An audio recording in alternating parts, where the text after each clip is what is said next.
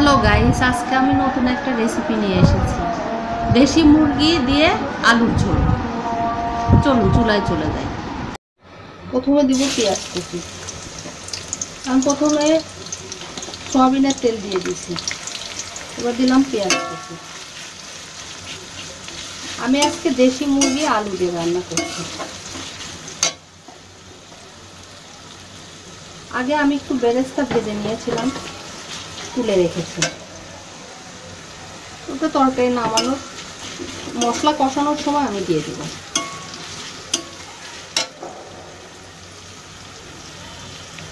দিব লবণ। প্রথমে লবণ দিয়ে পেঁয়াজটা আমি নরম করে নিব।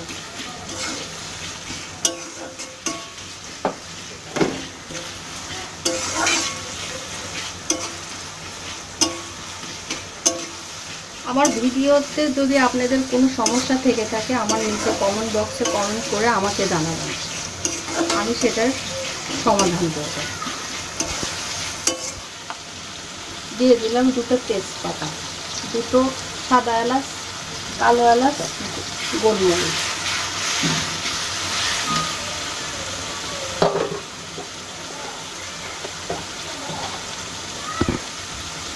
এবারে দিব আদা রসুন বাটা। যেহেতু মাংস বাটাটা একটু বেশি লাগবে, আমি আন্দাজ মতো দিয়েছি।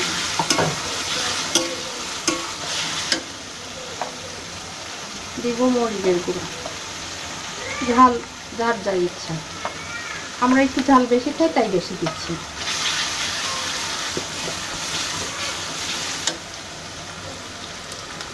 এবার দিলাম হলুদ গুঁড়া,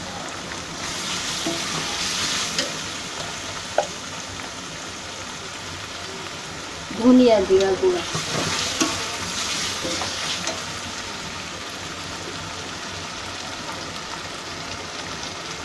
আমি আস্ত গরম মশলা দেইনি, গুঁড়া গরম মশলা দিয়ে দিচ্ছি।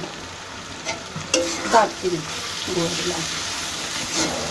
এই দিব মশলাটা কষানোর জন্য। আমি পেঁয়াজটা সিদ্ধ হওয়ার জন্য ঢেকে দিলাম। দেখি আমার মশলাটা কেমন হয়েছে। আর একটু কষাতে হবে, পেঁয়াজটা নরম হবে। আমি এটা তুলতে দেখি আমার মশলাটা কি অবস্থা। মশলাটা হয়ে আসছে। যেহেতু আমি আলু দিয়ে মুরগির মাংস রান্না করছি, আমি আলু মাংস একসঙ্গে দিব। এর আগে আমি বেরেস্তাটা করে রেখেছিলাম, ওটা দিয়ে দিলাম। প্রথমে দিয়ে দিব আলু।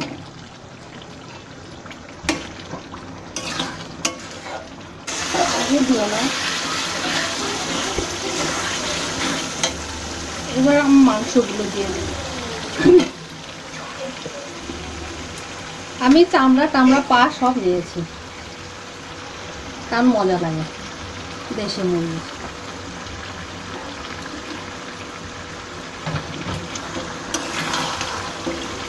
এবার ভালো করে কষাবো। সামান্য একটু পানি দিয়ে ঢেকে দেব।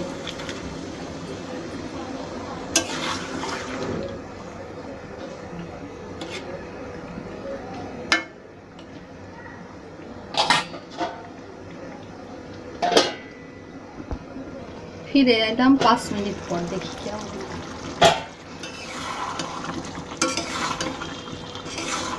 দেশি মুরগি একটু হতে দেরি লাগবে সিদ্ধ হতে।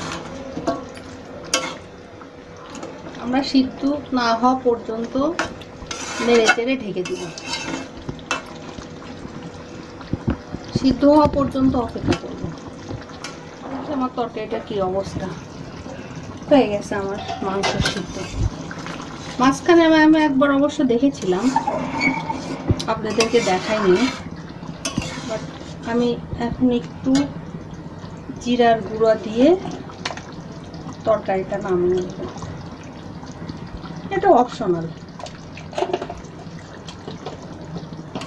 আপনারা লবণ চেখে নামাবেন। আমার তরকারিটা অলমোস্ট ডান।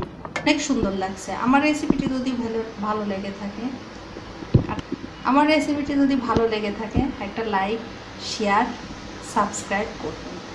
এটা ভাত পোলাও দিয়ে অনেক করে দেখুন, জাস্ট ট্রাই।